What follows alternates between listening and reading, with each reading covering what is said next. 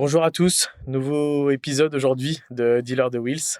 Je me trouve dans un lieu encore un petit peu particulier aujourd'hui. On est dans un tout nouveau garage. J'ai le plaisir aujourd'hui de recevoir Antonin, Martin Moteur, comme on l'appelle, qui est avec nous. Bonjour Antonin. Bonjour Martin. Ce nouveau épisode, toujours sur l'univers de la moto. Aujourd'hui, on va encore faire connaissance d'Antonin, on va dire personnellement, dans un premier temps, savoir un petit peu lui, l'univers du deux roues, comment il est arrivé dans sa vie et comment, pourquoi, quelles sont un peu toutes les petites aventures qu'il a connues. Et puis ensuite, on parlera un peu plus aussi de son côté professionnel, puisque c'est pareil, il a les deux casquettes. Il a aussi la casquette pro autour de l'univers du deux roues, également un peu du quatre roues. On pourra en parler un petit peu, mais principalement du deux roues. Et puis voilà, et puis on est parti pour un épisode encore, j'espère, enrichissant. Pour commencer, Antonin, je vais te laisser te présenter à nos auditeurs. Yes, et ben moi du coup Antonin Martin, gérant de la SARL Martin Moteur depuis peu. Moi en fait très simplement la passion mécanique, on va dire, comme souvent, elle a commencé tout petit quoi. Hein. C'est un truc qui vient de bons souvenirs que j'ai. Tout d'abord, tout gamin, les étés chez mes grands-parents, le garage, ils avaient une maison années 70 où quand tu rentres par la maison, tu rentres par le garage. Donc à chaque fois que tu rentres dans la maison, il y avait cette odeur un peu d'essence et d'huile. Mon grand-père avait des vieilles bagnoles, pas vraiment de moto. Après, c'est mes parents plutôt qui m'ont mis dedans. Ça a commencé pour moi. On va dire sur du Solex, sans casque, sans plaque, comme un peu à l'ancienne, quoi, comme les anciens. Ok. Et ensuite, dès que j'ai eu 14 ans, ça a été BSR, ça a été 50 cm3. À l'époque, je roulais sur du vieux Vespa à vitesse 2 temps, donc j'ai commencé sur de la tondeuse. Et après, bah voilà, 16 ans 125, un Vespa 125. Ensuite permis moto, pareil dès que j'ai pu. Donc là, je suis resté sur de l'ancien, mais je suis passé du coup sur de la vraie moto, si je peux dire, avec du 400 cm3 chez Honda.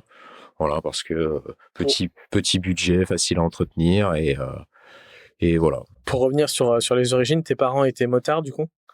Alors du coup, mes parents, on va dire, sont pas vraiment motards puisque eux, comme je te dis, ils étaient plutôt Dolce Vita, Vespa, Fiat 500, machin. Ma mère, mon père roulaient tous les deux sur du Vespa, Lambretta, sur du scooter ancien.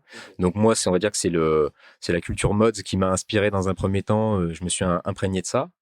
Et après, moi, j'ai un grand frère qui, lui, par contre, pareil, donc du coup, grand frère qui a 3 ans de plus que moi, qui, lui, pareil, dès qu'il a eu 14 ans, est passé sur 50, puis sur 125. J'ai marché dans ses traces. Et lui, par contre, il est passé assez vite sur de la moto. Donc, justement, sur de la moto japonaise ancienne. Et bah, en fait, j'en héritais à chaque fois qu'il cassait une brelle, j'en héritais. Et c'est ça qui m'a donné envie de mettre un peu les mains dedans et de les remettre en route pour pouvoir rouler avec, quoi. T'as quel âge, Antonin? Moi, j'ai 26 ans. 26 ans, donc ça veut dire qu'on était dans les années, fin 90, Ouais. quand t'es né, donc Bah, en fait, pour faire simple, moi, je suis 100% lyonnais. J'ai toujours grandi, enfin, j'ai vécu et grandi à Lyon, dans le centre de Lyon, mais on habitait vraiment dans le centre de Lyon et jusqu'à peu près mes 12, 13 ans, quelque chose comme ça. Où après, mes parents, eux, ont voulu acheter une maison et partir un peu à l'extérieur de Lyon. Et en fait, bah, ça a commencé comme ça. Là-bas, c'est une nécessité de se déplacer, mais c'est aussi le plaisir parce que voilà, mes parents avaient un petit garage où, à un moment donné, au pic de notre collection, on avait 10 scooters et motos anciennes dans le garage. Et du coup, moi, j'avais toujours un truc pour me déplacer pour aller à Lyon parce que toute ma vie était à Lyon. J'allais au collège, ensuite au lycée. Voilà, je faisais tout à Lyon, mais j'habitais pas à Lyon. Donc, c'est vrai qu'à la base, c'est ça, c'est le plaisir, c'est la nécessité de se déplacer, mais on va dire avec style, quoi. Donc, et est-ce que tu sais comment cette passion elle est arrivée à tes parents du coup? Parce que c'est particulier, en plus, venant des parents, c'est quelque chose je trouve, qui est plus à la mode aujourd'hui. On le sait, le rétro, c'est plus à la mode ça a aujourd'hui. enfin, ça a explosé. Mais du coup, tes parents, c'était quoi? C'était dans les années Ouais, c'est de la nostalgie. C'est-à-dire 2010? qu'en fait, en fait, mes parents, ils ont commencé à collectionner au début des années 2000, quoi. Quand je crois que leur premier véhicule de collection, ils l'ont acheté en 2004, 2005, quelque chose comme ça. C'était vraiment ça a toujours été une envie pour eux. Après, voilà, c'est comme c'est des véhicules secondaires, ils ont attendu, je pense, d'avoir, voilà, d'être à un stade de leur vie où c'était possible d'avoir plusieurs véhicules pour le plaisir. Et du coup, c'est vrai que eux, ça leur est venu sur le tard, mais en même temps, contrairement à moi, c'est des choses qu'eux, ils ont connues à l'époque, quoi. Hein. Ils faisaient des sorties entre potes dans des vieilles bagnoles, sur des vieilles motos et tout ça. Donc, eux, on va dire que c'est plus logique, quoi. C'était nostalgique de quelque chose qu'ils ont vraiment connu, dont ils m'ont beaucoup parlé. Du coup, c'est vrai que bah moi, ça a toujours égayé ma curiosité. Et ensuite, quand ils se sont mis vraiment à collectionner, mon père achetait des trucs. Il achetait un scooter par an, ou mon frère achetait une moto par an. Il a encore 3 motos. Moi, j'en ai 3 aussi. Donc en fait, heureusement qu'on a un peu plus d'espace. On a chacun un peu nos garages pour les mettre de partout. Mais ouais, on a commencé vraiment, c'est ça, ouais, début des années 2000, à vraiment acheter beaucoup à travers. Tu as baigné dans un univers. Mais j'ai toujours baigné dans des univers de carrosserie ancienne, de courbes et surtout d'odeur. C'est ça qui me frappe le plus et enfin, je me sens à l'aise, quoi, quand voilà, les vieux moteurs qui tournent, ça me plaît, quoi, ça me touche, ça me parle. Ok. Du coup, permis moto, quel âge? Écoute, 21, un peu sur le tard. Moi, j'ai roulé très longtemps en 125, ouais. T'avais eu ton permis voiture? Ouais, carrément. Ouais, bah, le permis voiture, je l'ai passé à 18 ans, direct. Et du coup, t'enchaînes 3 ans après. Ouais, voilà, là, moi, j'ai moto. le permis gros cube, je l'ai depuis 3 ans, finalement. Ouais, c'est ça. Ouais, c'est ça, parce qu'il y a t'as la passerelle à faire et tout. Donc, ouais, c'est ça, 23, j'ai eu 23, 24, le permis gros cube. C'était déjà un A2, du coup, que t'avais? Ouais, moi, c'était déjà le permis A2, ouais, c'est ça. Donc, c'est pour ça que ma première moto, ma première vraie moto, c'est une 400. Avant, je roulais sur les 125 de mon frère, et ma première vraie moto, c'est une 400 en A2, quoi. Donc, c'est ça. Et là, depuis peu, bah, j'ai eu 2 750, donc monter un petit peu en gamme, quoi. Ok. Le permis, des souvenirs? Facile? Pas facile? C'est pas facile, tout le monde le dira. Je pense le plateau, c'est toujours un peu, il y a beaucoup d'appréhension. Puis on va dire que moi, j'ai eu la chance de rouler toute ma vie sur 2 roues avant, mais ça donne aussi, je pense, des mauvaises habitudes. Parce que avec le permis 125, puis moi surtout en plus sur des petits trucs un peu légers, je roulais un petit peu comme ça. C'est vrai, quand tu passes sur une vraie moto, et ça se conduit pas pareil, c'est pas du tout, ça n'a rien à voir. Donc après, c'est vrai que j'avais pris des automatismes qui étaient pas forcément bons, et en fait, j'ai eu quand même besoin de réapprendre tout ça. Mais après, une fois que t'as maîtrisé la moto, le plateau et tout, la circulation, pour le coup, oui, moi j'ai pas eu de soucis avec la circulation, quoi. Et puis voilà, moi t'es grand aussi. Ouais, non, c'est vrai. Non, je suis pas mal à l'aise sur une moto. Et effectivement, j'ai toujours roulé en 2 roues. Alors moi, en plus, à 14 ans, effectivement, quand j'ai eu le BSR, on va dire que pourtant tu roules pas vite en 50, mais bon, voilà, je m'étais un peu amusé, j'avais traficoté mes scooters, machin. Je me suis pris quelques accidents, donc 3 quand même. Et c'est vrai que par manque d'expérience, et puis parce que quand t'as le BSR, t'as pas de notion de code de la route. C'est un peu problématique, ça, d'ailleurs, je pense, de jeter des gamins sans qu'ils aient des bases sur le code de la route. Et moi, c'est vrai que tous les petits les pépins que j'ai eus, c'était entièrement de ma faute, hein, quasiment. Donc après, par contre, grave ou ouais, je me suis fait une fois le genou, mais rien de cassé. Dernièrement, je me suis pris choc frontal, et je me suis pris le guidon dans les côtes, et je me suis fait, ouais, je fais des bruits dans le micro, désolé. Je me suis pris effectivement, je me suis pris 3 côtes fêlées à cause du guidon. Et après ça, effectivement, ça m'a vraiment marqué. Et du coup, maintenant, je roule en moto, bah, pas comme un papy, mais en tout cas, je fais vachement plus attention. Et du coup, ça fait, je te dis, ça va faire du coup 10 ans, de toute façon, 10 ans plus de 10 ans que je suis sur 2 roues. Voilà, ça fait 8 ans qu'il m'est rien arrivé sur 2 roues, et je continue de rouler pratiquement tous les jours, quoi. Donc, c'était il y a 8 ans ton accident? Ouais, c'est ça, le dernier gros accident grave, c'est ça, c'était il y a 8 ans, quelque chose comme ça, ouais. Ok. T'étais sur quoi? Tu te rappelles? Alors ouais, c'est très simple. J'étais sur le scooter en plastique qu'un pote m'avait prêté pour me dépanner parce que j'étais en panne. C'est la joie des vieilles mécaniques, c'est que j'étais en panne, et un pote me prête un scooter en plastique, et je rentre de la fac un peu fatigué, sorti du tunnel de la Croix-Rousse, c'est le changement de lumière et tout, et puis normalement ça roule, ça débite, et puis là je sors du tunnel de la Croix-Rousse, tout le monde à l'arrêt. Et puis, même pas le temps de prendre les freins, fracassé dans le coffre et tout. Donc, ouais, ça a été mon dernier gros carton, et heureusement d'ailleurs. Heureusement. Ok. Donc du coup, tu passes le permis, on reprend un peu le fil. Tu passes le permis, réussite, première moto derrière. Alors non, j'ai passé le permis moto, j'avais déjà acheté la moto. J'étais déjà allé la récupérer, donc j'avais acheté un vieux CB 400N de 1980 Ok. que j'ai toujours, qui est en bas dans le garage. Et je l'avais acheté 6 mois avant de passer le permis, et je me suis dit, le fait de l'avoir déjà, je peux commencer à travailler dessus, à la refaire et tout, parce qu'elle était à refaire complètement. Et du coup, je commençais à travailler dessus un petit peu le week-end, tout ça. Et je me suis dit, de l'avoir sous les yeux, ça va vraiment me motiver à passer le permis vite et à l'avoir, et voilà. Et à rester concentré sur l'objectif, quoi. Et du coup, voilà, c'est ça. Quand j'ai eu le permis, la moto était pas encore tout à fait terminée, mais du coup, après, ça a été l'inverse, c'est que le permis m'a motivé à terminer la moto. Et du coup, et après, bah, voilà, j'ai fini ma restauration et j'ai roulé cette moto pendant 2 ans, quasiment tous les jours. Ok. On était déjà donc déjà dans de la vieille moto, Renault. Ouais, voilà, c'est ça. Voilà. À ce moment-là, t'as pas du tout attiré par des motos de l'époque, plus récentes, Ah non, mais neuves j'ai passé, c'est ou. pas compliqué, j'ai passé mon permis moto sur une MT-07, pardon pour ceux qui nous écoutent et qui en ont une, mais et j'ai détesté ça, hein. Enfin, le moteur est génial, voilà, c'est pas comparable à une vieille Brel qui a besoin de se lancer, qui a besoin de monter dans les tours, ça n'a rien à voir, c'est automatique, hein.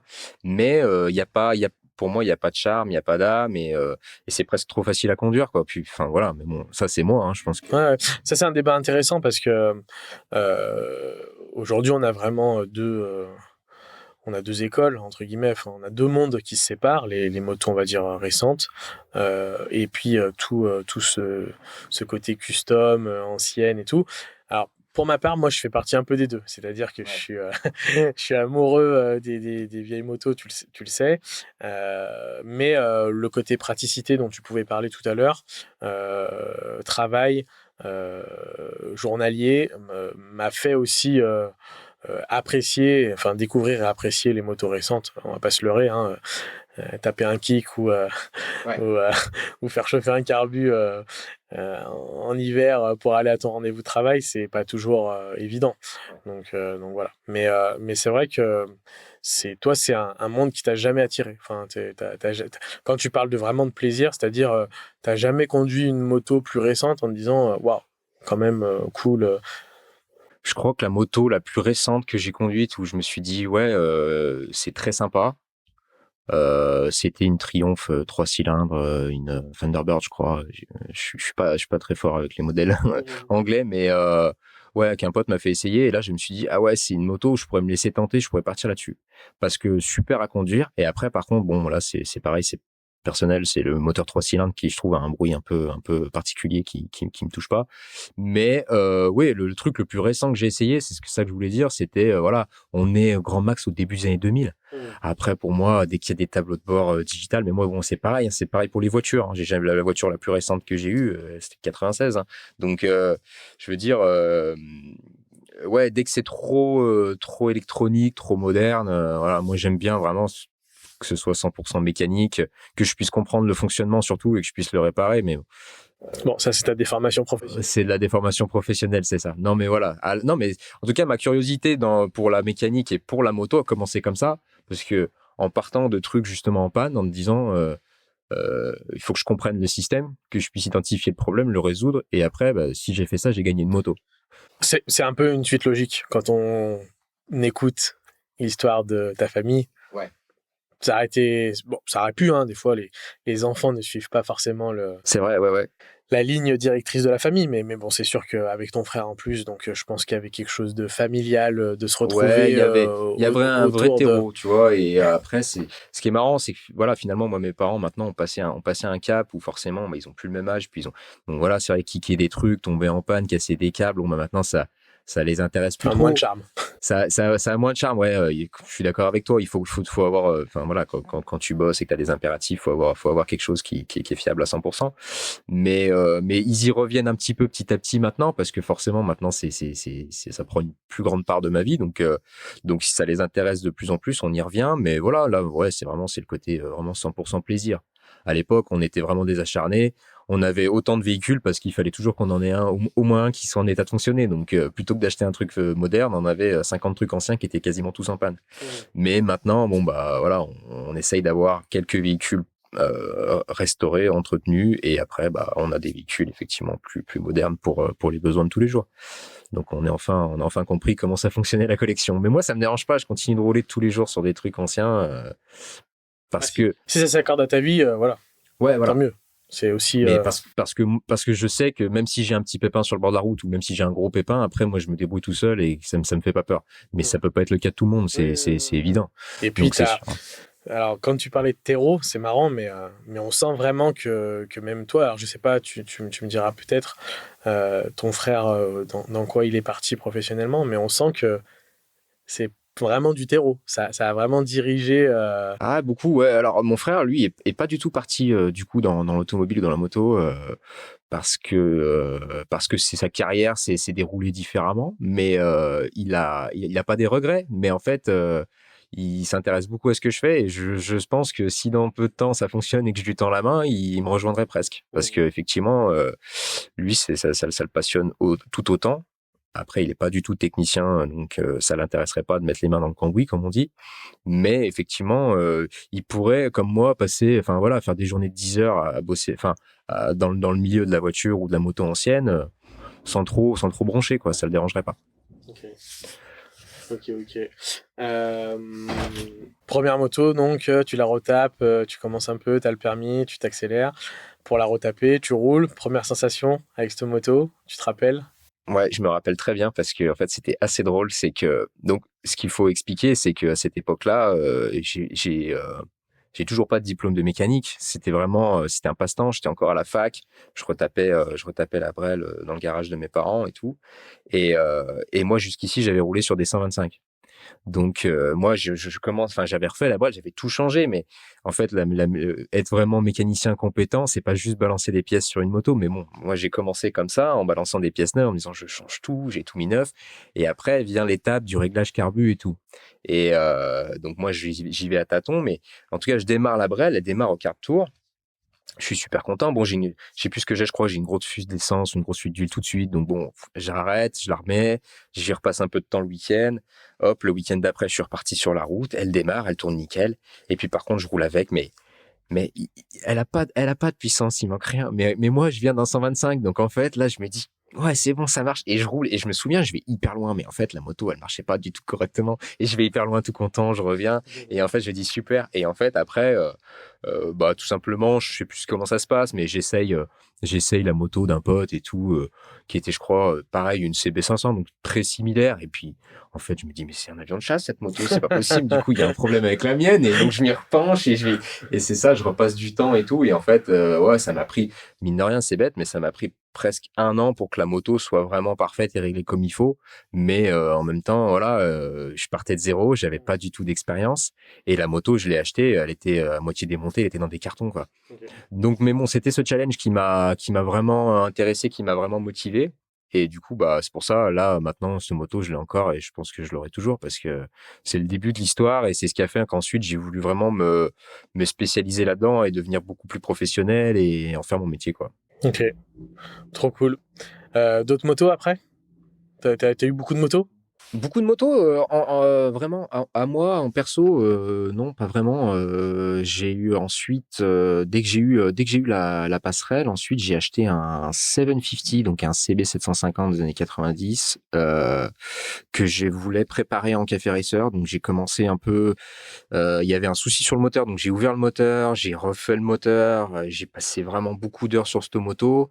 J'ai commencé à mettre une admission sympa, un échappement sympa et tout. J'ai commencé à la préparer et après le problème c'est que je sortais de la restauration de ma CB400 qui m'avait coûté une somme assez coquette que je retrouverai jamais et Ouais. j'ai commencé à me dire je vais peut-être faire les calculs pour celle-là avant de me relancer sur un truc et et en fait, au final, j'ai fini par abandonner le projet Café Racer parce que justement, avec l'expérience que j'avais eue et le fait que maintenant je voulais faire encore mieux, je me suis dit je vais me ruiner. C'était pas forcément le moment, c'était pas ce que je cherchais. Donc en fait, voilà, la moto était bien, je l'ai revendue comme ça.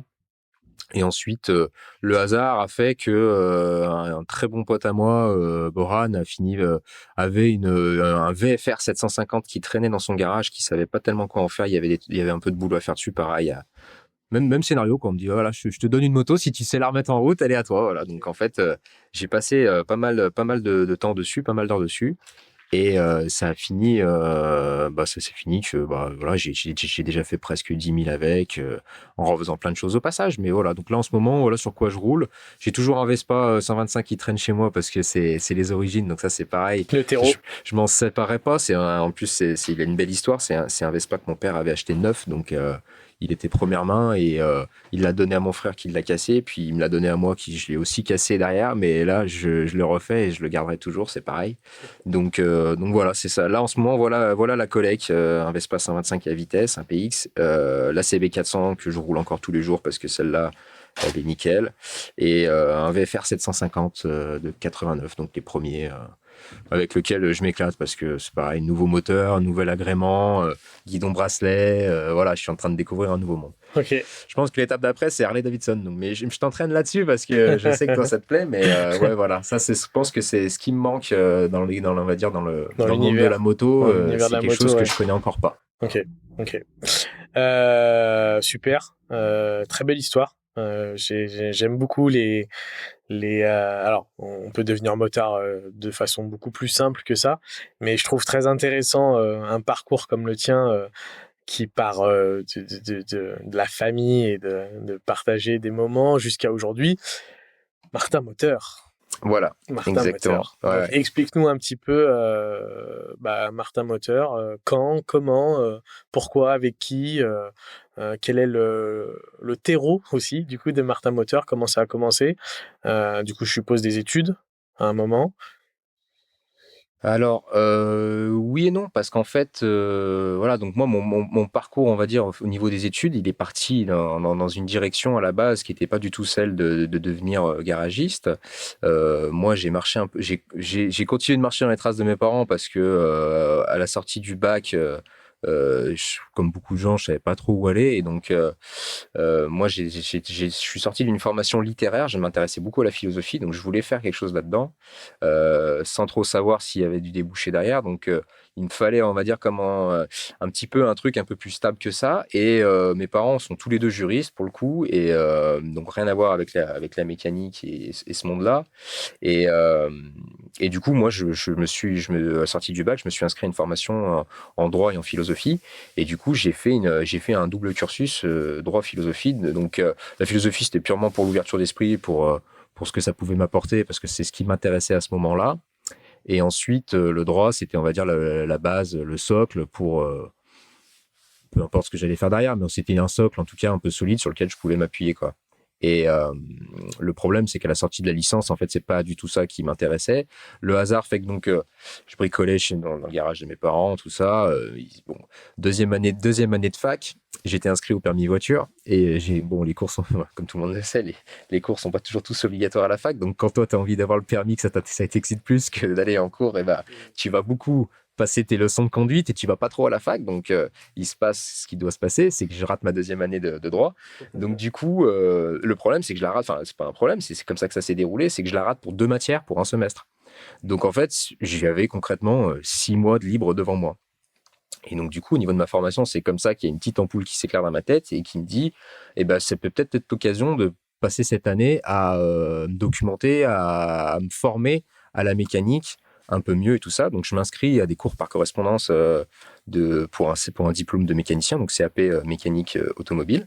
Et je fais les cours et tout, je m'inscris, je passe le truc, je passe le diplôme en candidat libre à la fin de l'année, je l'ai, c'est super. Et je me dis, voilà, ça m'a fait une année un petit peu de coupure. Et puis l'année d'après, je reprends mes études de droit, tout va bien, tout continue. Sauf que ça se passe pas comme ça. Il y a eu un vrai break. Et quand il reprend l'année d'après et que tu as fait un truc qui t'a éclaté pendant un an, super dur de repartir dans la branche juridique qui est vraiment l'opposé. Voilà, l'opposé, puis qui est pas quelque chose qui me correspondait finalement dès le départ. Mais de toute façon, il faut prendre une direction pour te rendre compte que c'est pas la bonne. Donc en fait, ça s'est déroulé comme ça. Et du coup, quand je sors de la fac, après, je me dis non, je vais persévérer plutôt dans la partie mécanique.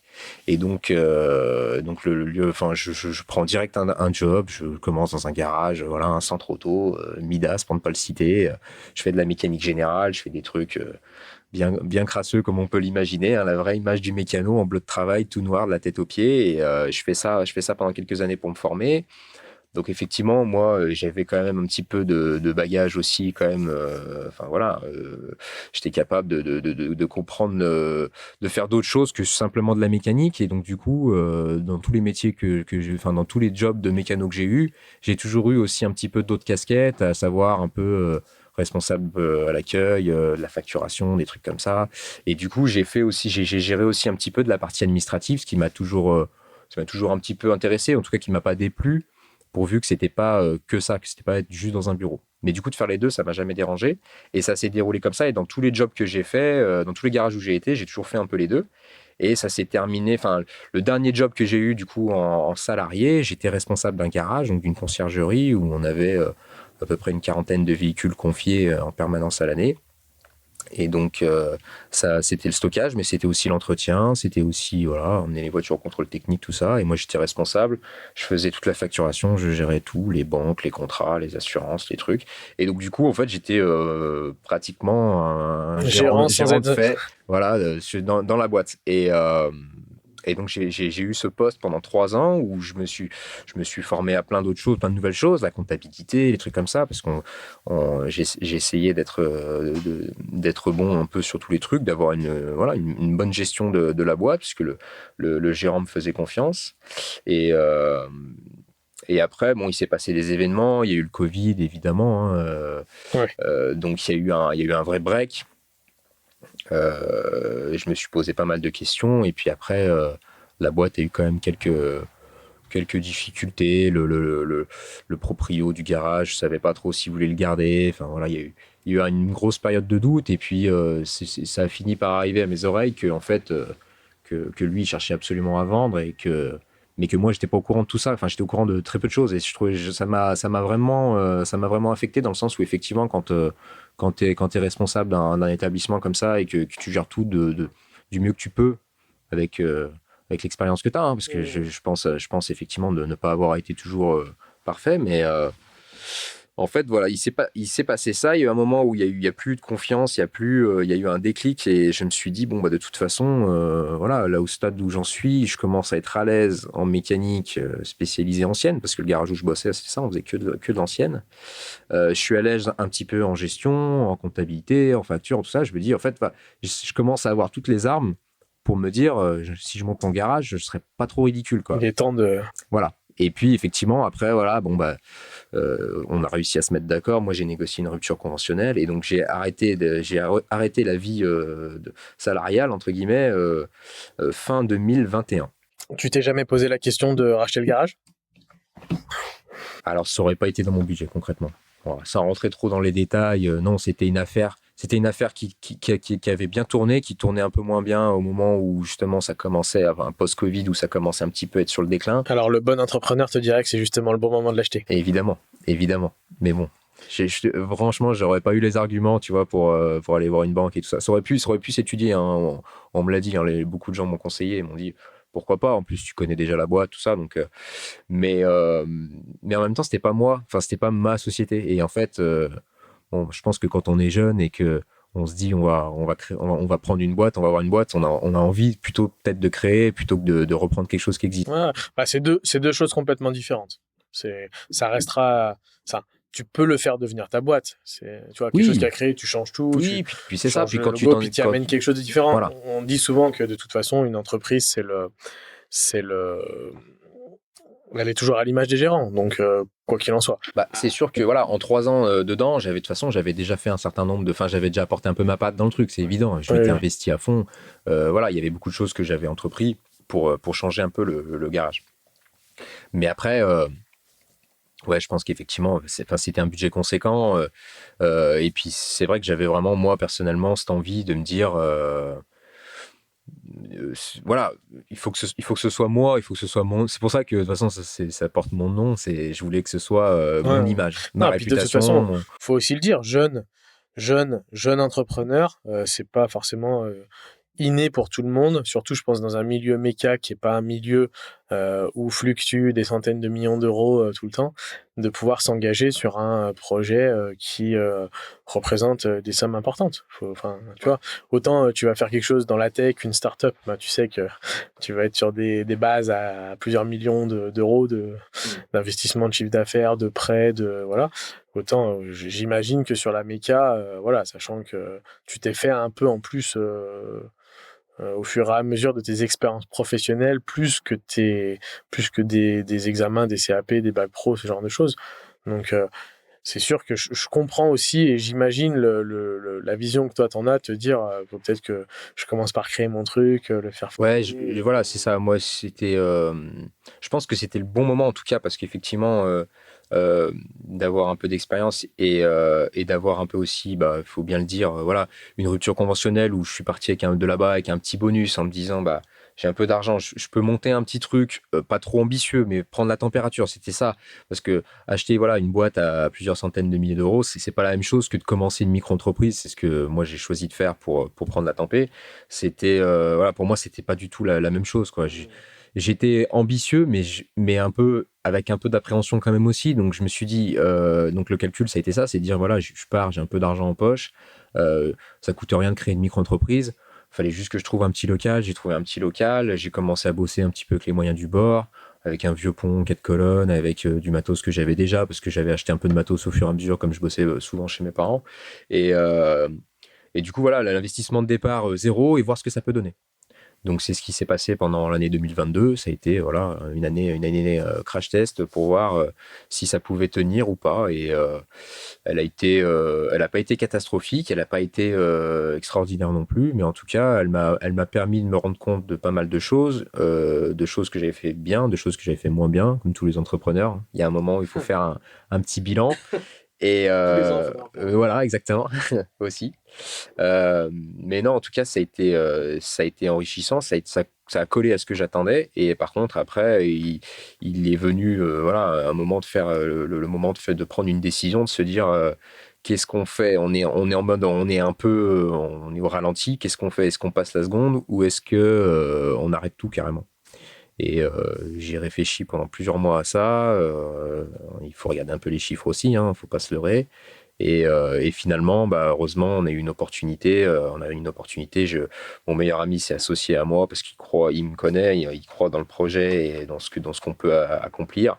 Et surtout, je pense que à Lyon, pour être 100% lyonnais et pour connaître un peu justement le milieu de plus en plus, le milieu de la moto et de la voiture de collection ou pas, mais je pense qu'il y a une vraie demande. Je pense qu'il y a une vraie demande à Lyon et qu'il y a vraiment des enthousiastes et des amateurs. Donc, ça aurait été dommage pour moi de m'arrêter aussi vite. Et donc, du coup, c'est pour ça qu'on a pris la décision de passer voilà, donc la vitesse supérieure en passant en société, en étant voilà, avec un associé, en utilisant des moyens un peu plus conséquents, quoi. Excusez-moi. Donc du coup, micro-entreprise, passer la seconde, vous créez l'entreprise. Tu t'associes du coup avec ton meilleur ami, C'est ça. qui a quel rôle du coup dans l'entreprise? Bah lui, il va avoir le rôle un petit peu de développer la com, chose à laquelle moi je suis pas forcément excellent, donc faut savoir connaître ses qualités et ses défauts. Et donc lui, il va jouer beaucoup là-dessus sur la partie effectivement développement du réseau, développement de la communication. Il va me filer un bon coup de main sur toute la paperasse, concrètement pour faire simple, hein, voilà, les devis, les factures, les trucs. Il va pouvoir me décharger d'un certain nombre de choses. Et moi, le but, c'est que je passe beaucoup plus de temps à l'atelier parce qu'en fait, voilà, c'est ça mes compétences, quoi. Il y a effectivement, il y a le fait de mener des projets à bien, donc de restauration ou de remise en état. Donc, il faut que je reste de toute façon interlocuteur principal avec les clients, je pense. Mais en tout cas, il faut aussi, si je suis enfin, le but n'étant pas d'avoir des salariés tout de suite et que ce soit moi à l'atelier, il faut absolument que j'y passe le plus de temps possible. Donc, l'idée, c'est ça, ouais, c'est de pas être tout seul parce que tout seul, on va plus vite, mais à deux, on va plus loin. C'est ça, belle phrase, très belle phrase entrepreneur. Vous êtes répartis comment du coup? Alors, on est répartis. Moi, j'ai 80% des parts sociales de la boîte, donc je reste forcément majoritaire. Hein, C'est mon garage et mon associé du coup a le reste 1%. Ok. Il a apporté du coup aussi. Il a apporté il a apporté voilà un peu de capital au départ pour lancer le truc et puis en plus lui voilà a joué le jeu encore plus. Moi après un an d'activité à tourner moyennement, forcément niveau finance c'était un peu juste. Lui a amené Cash. d'argent en compte courant d'associé pour pouvoir réinvestir un petit peu dans la boîte. Donc ensuite la boîte va le rembourser. Enfin voilà, il me donne un vrai coup de pouce sur beaucoup de points quoi, y compris financier. Donc c'est toujours utile en création quoi. Le nerf de la guerre. Voilà. Malheureusement on peut pas faire ça. Ok. La moto, du coup, là-dedans, vous avez, je sais, des voitures anciennes, toujours. C'est vrai que le garage s'oriente plutôt autour de la voiture de collection. Mais bon, au-delà du fait que moi en perso je suis un motard, euh, pour moi, l'un ne va pas sans l'autre, quoi. On a beaucoup de clients qui ont et des motos et des voitures. Et moi, je suis forcément plus à l'aise sur les voitures parce que j'en fais plus. Mais j'adore faire de la moto aussi en mécanique. Et donc, du coup, oui, on a un pont moto on propose aussi tout ce qu'on peut faire, tout ce qu'on est capable de faire, on le propose sur de la moto aussi. On fait du petit Tout ce que tu as fait avec tes motos personnelles. Ouais, voilà. Moi, je préfère me faire la main sur mes trucs à moi et ensuite voir ce que je peux faire. Non, non, mais c'est l'idée. Voilà. Je fais pas de custom parce que voilà, c'est un monde très particulier qui est aussi très difficile. Je veux dire à équilibrer parce que c'est des chantiers très longs, c'est des gros budgets aussi et c'est beaucoup d'heures de travail. Donc moi, on va dire que je suis plutôt sur de la petite restauration, en gros de la remise en route parce qu'en fait c'est le truc classique quoi. C'est voilà la moto c'est quand même assez saisonnier. Donc chaque été quand on ressort la moto, il y a toujours un petit problème, il y a toujours une petite fuite, un truc et donc moi c'est ça, c'est un peu de la réparation courante quoi. Mais voilà. En tout cas, on ferme pas la porte aux motos, tout au contraire, quoi. Voilà, c'est. C'est quelque chose qui, la personne qui rachète une vieille moto qui roule plus depuis 20 ans, qui est sortie de grange, c'est quand même quelque chose qui t'intéresse. Ouais, moi, c'est ce qui me botte le plus, déjà, tout simplement. Et ensuite, je pense que c'est le plus beau projet parce que moi, c'est ça qui me, ça rejoint ce que je racontais sur moi, comment c'est venu à moi la moto et la méca. Et du coup, c'est ce qui me plaît le plus, quoi. C'est redonner vie à des vieilles brêles. Moi, c'est ce qui m'excite le plus. Là, je crois que c'est ce que tu as fait. Si tu peux nous en parler très rapidement. Tu as fait un achat. Ah, de la moto. Ah oui, oui, ce week-end, je suis allé faire quelques courses. Ce week-end, j'ai fait quelques courses. Je viens d'acheter encore une moto, un XR 600 Honda. Donc, c'est vrai que je suis très pro Honda. Mais ouais, voilà, c'est ça. Une moto qui a pas tourné depuis 2020, Covid, pareil, tout ça. Et puis, que j'arrive sur place. Bon, bah, le propriétaire me dit, bah, je sais pas si elle va démarrer. Et puis moi, je m'acharne sur le kick pendant 20 minutes, puis elle finit par démarrer. Donc rien que ça, je suis trop content. Et puis après, je dis, bon, bah, c'est bon, au moins le moteur, j'ai entendu tourner. Bien sûr, il y a plein de trucs à faire dessus, hein. La moto, je pense qu'elle était déjà un peu bancale avant qu'elle soit arrêtée. De toute façon, les motos, quand elles sont arrêtées, c'est pas sans raison. Et du coup, voilà, gros boulot à faire dessus. Mais voilà, là, c'est le plaisir d'avoir une machine qui est quand même qui est d'origine, qui est dans son jus. Voilà, il y a des choses à faire dessus, mais on l'a fait propre, on lui redonne vie. Je roule un peu avec, je l'essaye, et puis après, je verrai ce que j'en fais. Mais ouais, moi, c'est ce qui me plaît le plus, quoi. Dans ce monde-là, que ce soit en moto ou en voiture, c'est pareil. Moi, ça me fend le cœur de voir des véhicules abandonnés dans des jardins ou des trucs comme ça. Je serais si vraiment je gagne l'auto, je pense que je fais ça. Je me balade et j'achète des épaves et puis je les stocke et puis je les refais, quoi, jusqu'à la fin de ma vie. Ça me dérangerait pas. À, à terme, le milieu custom, alors que ce soit pas forcément custom Harley, mais même Honda, enfin voilà, vieille Non, moto. préparation, café racer, ce genre de choses, Ouais, c'est quelque c'est un chose peu en vogue. qui t'intéresserait aussi si le garage tourne bien, si ou pour toi c'est vraiment Moi, trop. je ne le proposerai pas à mes clients. Je m'engagerai pas. Moi,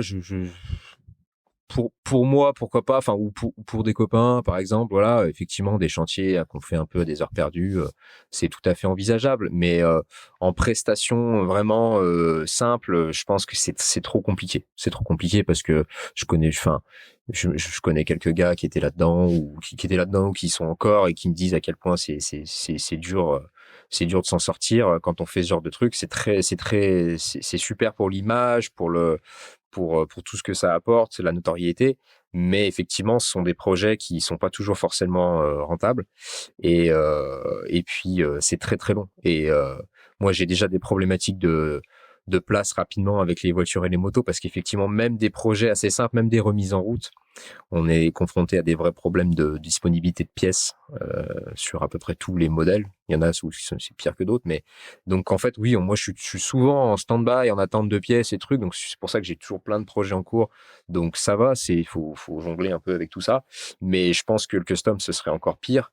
Et surtout, il faut des bons partenaires parce que moi je sais ce que je sais faire. Je suis un bon, enfin je suis un mécanicien, mais après il faut avoir quelqu'un pas trop loin, un très bon carrossier avec qui on peut faire des projets. J'en connais quelques-uns, tu m'en as présenté un. Mais voilà, dans le processus, ça forcément, ça rallonge un peu le truc, quoi. Il faut faire de la sellerie, il faut faire le sur-mesure, ça prend vraiment beaucoup de temps. Et donc, du coup, moi, je pense que j'aurais pas le temps de m'y consacrer, j'aurais pas assez de temps pour que ce soit rentable pour moi et que je rentre des projets dans des délais raisonnables. Donc, du coup, voilà, je pense que ce serait dommage, quoi. Ok. Euh, mon premier épisode, c'était Monsieur Benacchio de Cargo Cult. Je crois que vous avez eu, ou vous avez encore aujourd'hui une collaboration. Ça t'a permis, ça, quand même, de bricoler, on va dire, vraiment que moto, quoi. Alors bien sûr, ouais, ouais. Alors Thibaut, effectivement, très belle rencontre. Hein. C'est lui qui m'a propulsé un peu plus dans le monde de la méca moto parce que jusqu'ici, c'est vrai que moi avant de le rencontrer, je faisais ça vraiment dans mon coin. Et puis, bah vous en avez parlé pendant le podcast. Voilà, l'espace cargo et tout ça. Moi, je suis venu en client bricoler mes motos tranquille et tout. Et puis c'est vrai que bon, bah un jour, il m'a tendu la main, il m'a dit, mais est-ce que tu veux faire d'autres brels pour des clients pour nous? Je lui ai dit, pourquoi pas? Parce que moi, j'aime tellement ça que j'y suis allé. Et effectivement, bah après, voilà, ça fait plusieurs années qu'on bosse ensemble, qu'on fait de la mécanique ensemble pour leurs clients et aussi pour nous. Voilà, on se marre bien là-bas à faire des motos. Et ouais, ça m'a ouvert des portes, ça m'a permis de rencontrer effectivement plein de passionnés, bah toi y compris, Martin. Donc plein de passionnés, plein de gens intéressants dans la moto où j'avais pas encore forcément de contact dans l'immédiat puisque moi j'étais effectivement plutôt dans le monde de la voiture. Donc pour moi la moto c'était enfin, j'avais pas toutes ces connexions là et donc du coup ouais c'est hyper enrichissant et on continue de travailler ensemble sur des projets communs, ouais. Ok. Là, donc, on est quand même encore un petit peu à la genèse de Martin Moteur, puisque du coup, tu as pris un step-up là, très récemment. Donc, pareil, tu peux nous en parler avec bah, le nouveau garage, du coup, association avec. Effectivement, ouais, ouais, tout s'est joué. Enfin, toutes les cartes ont été redistribuées. Donc, effectivement, il y a le passage en société, c'est pas que ça. Mais effectivement, moi, j'ai changé de local. Jusqu'ici, j'étais vraiment tout seul dans mon coin, dans l'Est lyonnais. Et là, on a un nouvel emplacement dans l'Ouest. Donc, on est aujourd'hui à Chaponneau dans le nouveau local. C'est tout frais. Hein. Moi, j'ai rendu l'ancien le 31 janvier. Voilà, on est à mi-février. Ça fait 15 jours que je suis en train de m'installer dans le nouveau local. Et effectivement, encore une fois, on passe plus la seconde, on passe maintenant la troisième, dans le sens où on a ce nouveau beau local en collaboration avec une autre société, Sundays Diversity, qui eux font de l'achat-revente ou du dépôt-vente de véhicules de collection ou de véhicules premium. Hein. Il y a aussi pas mal de trucs assez récents. Qu'on remercie pour nous avoir gentiment prêté les locaux aujourd'hui pour enregistrer. Exactement, exactement. On les a peut-être entendus un petit peu passer dans le fond, les pauvres, on les a mis dehors. Ouais, donc eux, ils sont là aussi, ils nous apportent une bonne visibilité, un flux de voitures, de motos aussi, parce que voilà, comme je disais, les deux sont liés et donc du coup mon collègue Camille qui est gérant de cette société-là, lui est très très moto, trial, enduro, tout ça, donc encore un autre monde que je ne connais pas forcément non plus, mais en tout cas lui il est très très intéressé par la moto aussi, donc c'est chouette parce qu'on peut vraiment partager ça aussi. Donc ça c'est pour le côté cool, convivial on va dire, et ensuite sur la partie boulot, bah eux de par leur activité forcément ils m'amènent du travail. Voilà, toutes les voitures qui ont des petites choses à faire avant d'être vendues, elles passent du coup chez Martin Moteur et c'est dans le même local, c'est à quelques mètres, donc c'est très facile et nous ça nous permet d'être réactifs d'avoir un flux constant de voitures, voilà, de voitures et aussi de motos. Ouais, donc c'est une association donnant-donnant. Exactement, c'est un échange de bons procédés, c'est super pratique. Et puis bon, voilà, quand on est à deux dans un local, maintenant c'est vrai que voilà, les locaux sont chers, les charges des locaux ne font qu'augmenter. Donc d'être à deux, voilà, c'est comme une colocation pour un appart, hein, ça permet de réduire un peu les charges et c'est pas neutre quand on se lance. Eux aussi ont un an et demi d'activité, donc il y a il y a une base qui est assez stable, mais on est tous les deux en train de se lancer aussi quand même, donc faut pas trop qu'on se trompe. Ouais. Et là, je pense que déjà, c'est bien parce qu'on peut effectivement échanger, on peut aussi partager nos appréciations qui sont différentes sur deux structures qui sont différentes, mais qui sont dans le même milieu. Donc, ouais, ça apporte beaucoup, c'est bien. C'est bien, c'est ce que je disais tout à l'heure. C'est bien de pas être tout seul, de toute façon. Ouais. Le moyen terme de Martin Moteur, tu l'envisages, tu le vois comment? Bah, concrètement, l'idée, ce serait de faire sur 2023 faire une belle année, hein, voilà, se faire connaître parce que voilà, c'est le plus important. Moi, je pense que c'est ce qui manquait un peu aussi, mais justement d'être à plusieurs à en parler, de faire un peu des événements, moi, ça va être le vrai enjeu, ça va être d'être connu, que les gens visualisent où on est, que qu'il y ait du passage, que ce soit sympa, et ensuite que effectivement on puisse là, voilà, on a créé la société, on vient d'avoir, on a mis un peu de capital. Mon rêve le plus le plus cher, ce serait effectivement que la boîte retrouve une petite sérénité financière, qu'on s'en sorte, quoi. Voilà, tout simplement. Ouais. Sur un an, et après l'année d'après, dans l'idéal, il faudrait éventuellement que je pense à me rémunérer. Donc, si si la boîte a tourné correctement, que je puisse avoir une petite fiche de paye, ce serait, voilà, pour moi, ce serait le moyen terme idéal. On parle pas je pense pas parler d'engager quelqu'un tout de suite. C'est vraiment pas le but de la manœuvre. De toute façon, les locaux nous le permettront pas. On est déjà, on a un bel espace. On a 240 mètres carrés d'atelier, mais c'est très vite rempli avec de la voiture et de la moto de partout.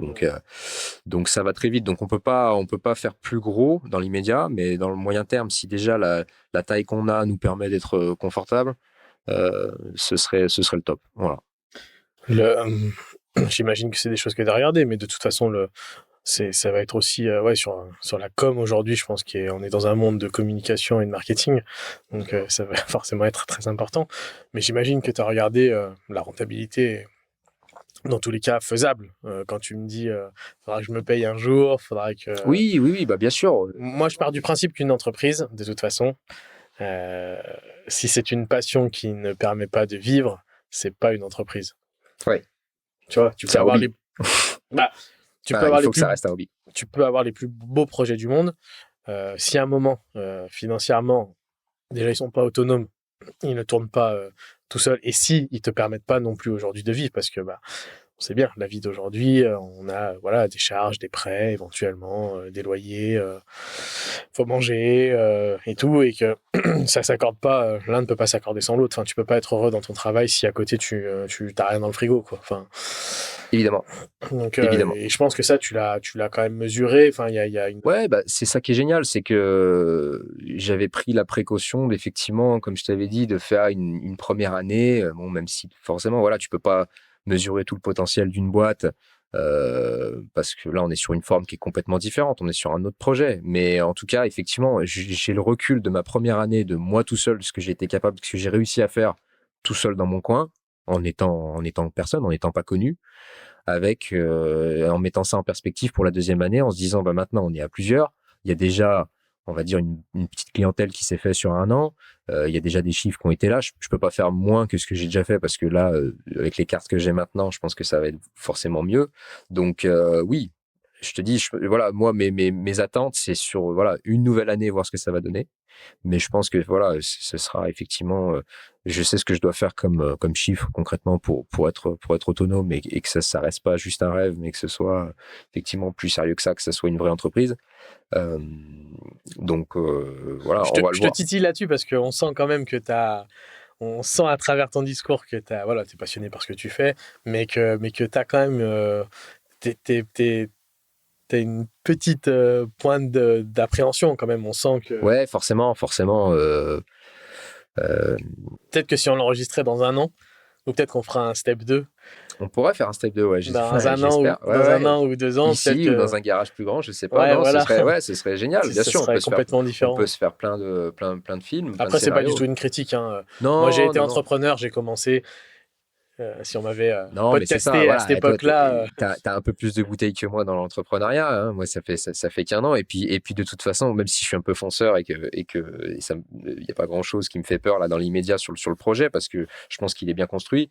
Ouais, voilà, comme je le disais, j'ai 26 ans, donc forcément, tu es toujours un petit peu hésitant, quoi. Donc non, ouais, c'est vrai que moi, je préfère être sur la retenue et pas trop m'emballer aussi parce qu'effectivement, il y a tout à faire. Il y a encore tout à faire. Après, l'avantage, c'est que tu es sur un domaine et un marché qui existent. Les garages, Oui, les voitures, c'est ce que je te disais. c'est Il y a quelque de la chose qui demande de toute existe. façon. Donc, Bon, il y en a des problématiques aujourd'hui maintenant de pollution à Lyon, tout alors ça. ça, c'est un très bon sujet. Voilà. Est-ce que c'est quelque chose aujourd'hui qui te... Alors, vous n'êtes pas sur Lyon, donc ça, je pense que c'est un très bon choix, personnellement, avec la ZFE et tout ce qu'ils veulent. Concrètement, oui, voilà. moi j'étais avant hors ZFE et cette année, le local que j'avais avant dans l'Est est passé dans la ZFE. Donc de toute façon, ça aurait été un énorme frein, je pense, concrètement à l'activité. Et là, oui, stratégiquement, c'est de toute façon à Lyon maintenant, un garage à l'ancienne de quartier, c'est plus possible. Les loyers sont exorbitants, même pour de l'habitation. Donc nous, on y serait déjà là, on a quand même payé un loyer conséquent. Je pense qu'à Lyon, on se serait tiré une balle dans les deux pieds. Et du coup, là, oui, le choix stratégique, c'est d'être un peu à l'extérieur de Lyon, hors ZFE, évidemment. On est obligé. Bien que sur les véhicules de collection, pour l'instant, il y a quand même des choses qui sont aménagées. Il faut avoir une carte grise collection, mais en principe, on n'est pas concerné par les vignettes critères. Ouais. Après, à voir, hein, parce que peut-être que je dis ça, mais ça a changé hier, tu vois. Mais non, j'ai pas entendu non plus. Voilà. Mais du coup, oui, on va dire que on bénéficie, on a quand même cette petite niche qui nous protège, on va dire. Donc, c'est vrai qu'on est dans un secteur tellement particulier que je pense il y aura jamais trop de problèmes. Mais c'est vrai que voilà, mine de rien, c'est ce que je dis tout le temps, c'est que les choses vont venir s'accumuler, le prix de l'essence, tout ça, machin. Forcément, même quand tu as la passion, au bout d'un moment, quand chaque fois que tu sors ta voiture ancienne ou ta moto ancienne, tu te prends des coups de matraque, au bout d'un moment, bon, bah, même si t'aimes ça, tu te dis oui, bah, je vais faire comme tout le monde, je vais prendre une voiture électrique. C'est vrai que si tout le monde arrive à ce raisonnement-là, bon, après, je suis foutu. Martin Moteur, j'arrête. Mais bon, on verra comment ça évolue. Mais c'est vrai qu'il y a forcément, il y a un climat qui est un peu en train de changer. Et c'est aussi pour ça que moi, je suis prudent parce que. Alors, toi qui fais partie un peu de ces deux univers, hein, parce que, évidemment, ce qui nous regroupe aujourd'hui, c'est principalement l'univers du deux roues, l'expérience et ce que tu peux faire. On a compris que de toute façon, par ton univers professionnel, tu fais aussi partie du milieu des quatre roues, entre guillemets. Quel est ton avenir, quelle est ton opinion, quelle est ta vision justement sur ce virage de l'électrique? Parce que le virage de l'électrique, il arrive également sur les deux roues, hein. Les scooters électriques, Ouais, moi, au salon du deux roues, j'ai pu discuter avec des intervenants qui étaient des là. motos électriques. Ouais. Alors c'est moins développé que les voitures parce que pour l'instant, je pense que le focus médiatique et le focus gouvernemental et européen est principalement sur les quatre roues plus que sur les deux roues. Mais si le virage était amené vraiment à se prendre, je suis sûr qu'il arriverait aussi sur les deux roues par la suite, hein.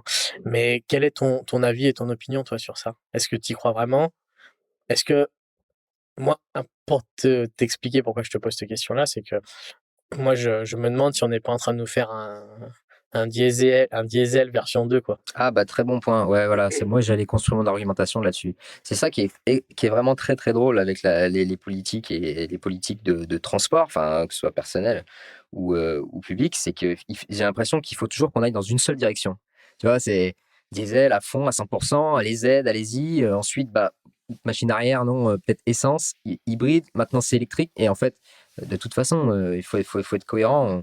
Là, avec la crise en plus énergétique qu'on traverse, on ne produira pas assez d'électricité, on n'a pas les moyens de le faire, ou alors on va faire tourner des centrales à charbon, ce qui est quand même un petit peu l'inverse de ce qu'on essaye de faire.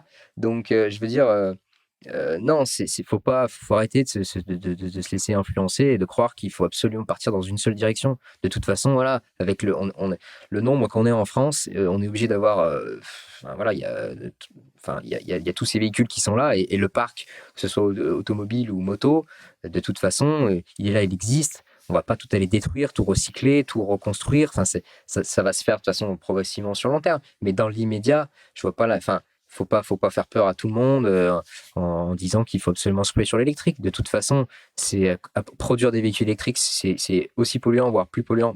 J'ai pas la documentation pour l'appuyer, mais c'est quand même ce qu'on entend beaucoup. C'est aussi polluant, voire plus. Donc, Voilà. c'est pas des solutions.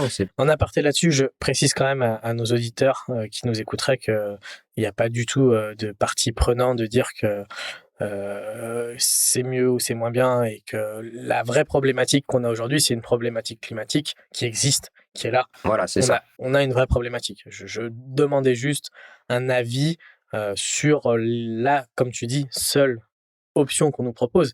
Et c'est peut-être vraiment là le problème, c'est qu'aujourd'hui, il n'y a que cette option-là, que de l'électrique. La vision qu'en avait Antonin par rapport à ça, mais je ne nie pas qu'il y a un problème climatique mondial. Non, mais bien sûr. Et Effectivement, on n'est pas des autruches. Je suis pas en train de dire à tout le monde, ouais. allez-y polluer.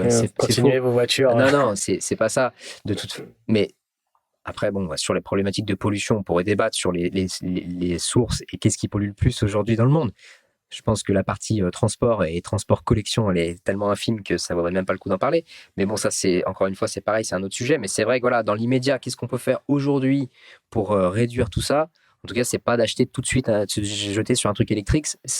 On va dire que le bénéfice d'un véhicule électrique, de toute façon, il s'apprécie dans 20 ans ou quelque chose comme ça. Donc en fait, oui, là, dans l'immédiat, on n'a pas de solution. Faut juste être un peu cohérent et voilà. Et l'histoire nous a déjà montré que s'engager à fond dans une voie, voilà, et 10 ans plus tard, faire machine arrière et partir dans l'autre sens, ben moi ce qui m'embête, c'est que ces décisions, c'est toujours pareil, quoi. C'est des décisions qui sont prises et que ce sont les utilisateurs qui payent tout ça. Les voitures électriques sont très chères. Et les motos électriques sont très chères. Les peu qui existent sont très chers aussi. J'ai eu la chance de conduire la moto électrique que Harley a produit. Et voilà, et c'est sûr que je suis quelqu'un, moi, d'ouvert à tout, en fait. J'aime les anciennes, j'aime les récentes. Je suis impressionné autant par une moto électrique. Voilà, après, il y a ce qu'on achète, ce qu'on a chez soi.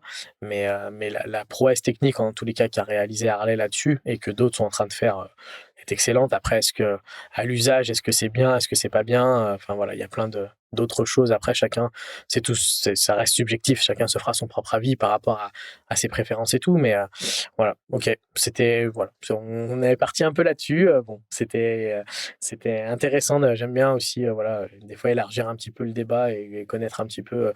Toi, tu es un acteur aussi. C'est aussi ça, c'est qu'on part pas sur quelque chose de complètement débile. Tu fais partie du métier, tu es un acteur de tout ça, et c'est vrai que c'est important aussi pour toi et pour l'avenir de ta société, comme tu disais. Si demain on interdit les moteurs à explosion, bon. Oui, non, c'est ça. Non, mais c'est pour ça que moi je me réconforte en me disant qu'effectivement il y a un aspect quand même, et c'est là que on va dire que de manière éthique on peut rattraper le coup, mais de dire qu'il y a de toute façon il y a quand même aussi une préservation du patrimoine. Je veux dire, bon, bah, quand c'est des, enfin voilà, peu importe ce que c'est comme véhicule, mais je veux dire, voilà, on peut pas faire disparaître tous ces véhicules. Je veux dire, au-delà du fait que c'est notre histoire, c'est encore, c'est tellement encore en vogue. Je veux dire, c'est tellement encore à la mode. Je veux dire, les films qui sortent, les séries qui sortent. Je veux dire, il y a pas, enfin voilà, il y a cette ambiance. On a tous cette nostalgie. Comment tu veux réaliser un film si tu as envoyé à la casse toutes les motos ou toutes les bagnoles de ces époques-là, quoi? Je veux dire, tout en image de synthèse, pourquoi pas? Mais je veux dire, c'est vrai que là, moi, en tout cas, en ce qui me concerne, sur le secteur dans lequel je suis suis pas en train de défendre des modes contrairement à ce que je disais tout à l'heure, des modes enfin, des façons de se déplacer tous les jours qui polluent. C'est là maintenant, c'est des véhicules qui ont plus de 40 ans. Évidemment, plus personne ne roule tous les jours avec ça. C'est vraiment de la collection. C'est du plaisir, c'est de la collection. Et voilà, ce sont des objets.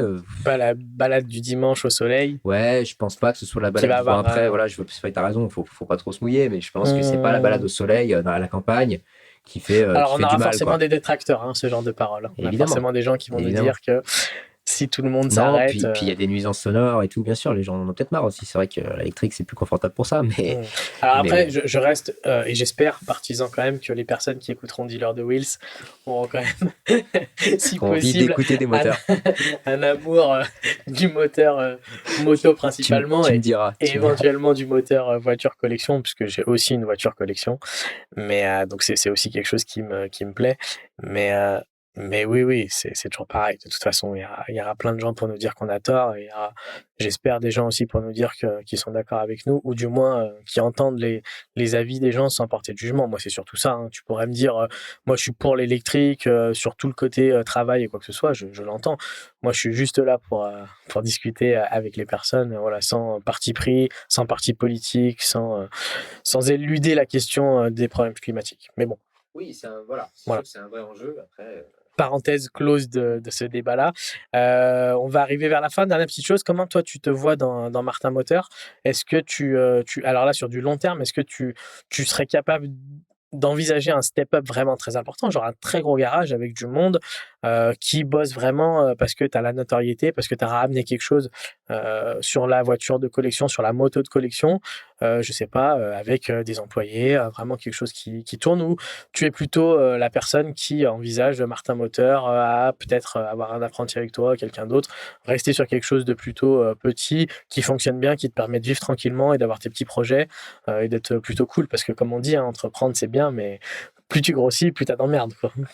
carrément. Et bah du coup, la réponse B, Martin, effectivement, je dirais ouais, ouais. Non, non, là, surtout sur du moyen terme, et même sur du long terme, après, je peux évoluer, hein, effectivement, hein, forcément, de toute façon, en prenant de l'âge, je pense que je verrai les choses complètement différemment. Mais c'est sûr que là, vraiment sur du moyen terme, même dans 4 5 ans, quelque chose comme ça, si déjà ça tourne, c'est super, mais si ça tourne, moi, je vais laisser comme ça. Hein. De toute façon, comme on le disait, en plus, je pense que quand même, le milieu va forcément quand même de plus en plus se refermer. Puis les véhicules, moi je suis dans les véhicules anciens ne font que vieillir. Il y a un moment donné, il va y en avoir quand même aussi de moins en moins. Enfin voilà, les collectionneurs aussi, les vrais collectionneurs, il y en a qui partent aussi, hein, comme les voitures. Hein. Donc je veux dire, il y a un moment donné, je pense que on n'est pas sur une start-up comme tu disais ou un truc. On n'est pas sur un business model qui est nouveau ou qui est susceptible de grossir. Enfin moi je pense, en tout cas je vois la chose comme ça. Et donc du coup, je me dis que si effectivement tu as une petite entreprise avec une renommée et que les gens te font confiance et que tu as un flux régulier qui te permet d'être tranquille, que tant pis, tu prends des rendez-vous dans plusieurs mois, mais de toute façon, les gens, encore une fois, c'est des véhicules, ils n'en ont pas besoin à la minute. Donc, tu peux très bien décaler des rendez-vous, tu peux gérer ton planning un peu comme ça. Je pense que pour moi, c'est plus intelligent que de vouloir aller trop vite, trop loin et après de se casser la figure, quoi. Vraiment. Ok, très bien, bah, super intéressant tout ça. Merci de ton temps. On arrive à 1 heure, tu vois, ça fait 1 heure qu'on papote. Impeccable. Donc voilà, c'est un peu la, bon, j'ai pas de deadline temps vraiment précise, mais j'essaye toujours de rester entre les 1 heure et 1 heure 15, donc je pense qu'on est plutôt pas mal. On a parlé de pas mal de choses. Est-ce que toi, il y avait un sujet particulier, des choses par rapport surtout à ton activité? L'idée aussi de pouvoir diffuser Martin Moteur sur la région Rhône-Alpes, principalement, proche Rhône-Alpes, puisque tu es situé à Chaponneau, donc qui est en périphérie de Lyon. Est-ce qu'il y a quelque chose en particulier non?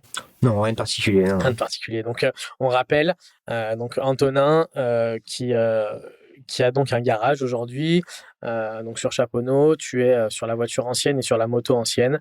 Voilà, tu es sur des projets de remise en route, entretien, réparation, voilà, principalement moteur. Ouais, voilà, c'est ça. L'idée, c'est ça aussi, c'est bien de leur dire, effectivement, d'apporter cette précision, c'est que moi, je cherche vraiment à, effectivement, aller au-delà aussi je peux pas faire de restauration, grosse restauration, carrosserie, tout ça, voilà, parce que c'est souvent, je ne suis pas carrossier, et puis c'est d'autres chantiers, effectivement, ça a besoin de plus de place, mais par contre, moi, ma spécialisation, ce que je cherche vraiment à développer, et donc c'est pour ça que c'est dans le nom, c'est qu'effectivement, moi, j'essaye d'être un bon motoriste. Donc, j'apprends, hein, j'ai pas 20 ans de métier là-dedans.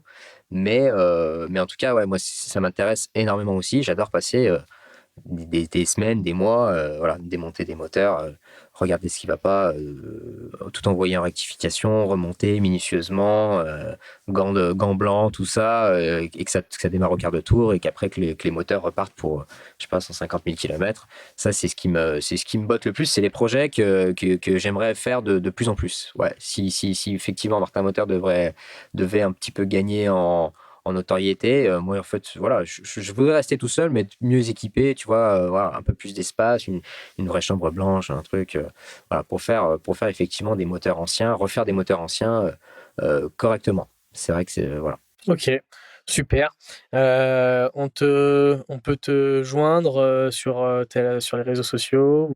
Sur les réseaux sociaux, Instagram, Facebook est pas très développé, mais Instagram, ouais, j'essaye de m'y tenir un peu, c'est pas trop mal. Vous avez fait un LinkedIn? Non, pas pour le garage. Et tu sais que c'est sur les pros, Ah ouais, c'est quand même un réseau social, mais qui est quand même, on va dire, plus orienté, ouais. ouais, plus orienté professionnel. Ouais, bien sûr. Et du coup, Ouais. pensez-y. Eh ben, écoute. Petit conseil Ok, merci beaucoup, Martin. que je donne. Pensez-y parce que je pense que ça peut être intéressant aussi pour vous. C'est bien. Il y a beaucoup de contenu, il y a beaucoup de partage, il y a beaucoup ça fait en termes de diffusion et comme tu disais en termes de notoriété, c'est intéressant. Impeccable. Merci Antonin pour ce temps. Merci beaucoup. Pour toutes les personnes qui nous écoutent, voilà, n'hésitez pas si vous avez un projet restauration, si vous avez une vieille moto qui fuit, qui démarre plus, voilà, à contacter si vous êtes dans le coin de la région Rhône-Alpes, à contacter Antonin donc via les réseaux. C'était un échange hyper intéressant sur tous les. Enfin, généralement, j'espère ne jamais dire l'inverse à quelqu'un que je vais podcaster à la fin en lui disant toi c'était chiant. Mais je le dirai pas. Mais en tous les cas, non, vraiment, sincèrement, c'était hyper intéressant. Alors Antonin, on se connaît un petit peu, mais peu. Au final, on s'est rencontrés pas via les Cargo. Il m'a vu essayer de faire du trial avec une Harley et du coup, il s'est dit oula, il est bizarre Et celui-là. elle a fini chez moi, Et elle est en elle a bas. fini chez lui. Donc voilà, donc preuve que c'est quelqu'un de confiance puisque une de mes motos est en bas dans son garage. Mais voilà, en tous les cas, merci beaucoup de ta sincérité, de tout ce que tu as pu partager avec moi. C'était vraiment du coup un épisode hyper intéressant pour moi. J'espère que le podcast te permettra peut-être éventuellement d'avoir des contacts, en tous les cas je le souhaite, ou même motiver des gens par ton parcours et par ce que tu as fait ailleurs en France, voilà, se dire que voilà, il y a aussi des passions d'enfance et de famille qui permettent, même si la voie du départ n'était pas forcément celle-là, de déboucher sur un métier. Et je te souhaite en tous les cas que Martin Moteur devienne ce que tu rêves, c'est-à-dire tourner, avoir des voitures, te payer, avoir une liberté financière et de beaux projets. Merci mille fois, Martin. À très bientôt, Antonin. À bientôt. Salut. Merci à tous pour l'écoute et puis à très bientôt pour un nouvel épisode.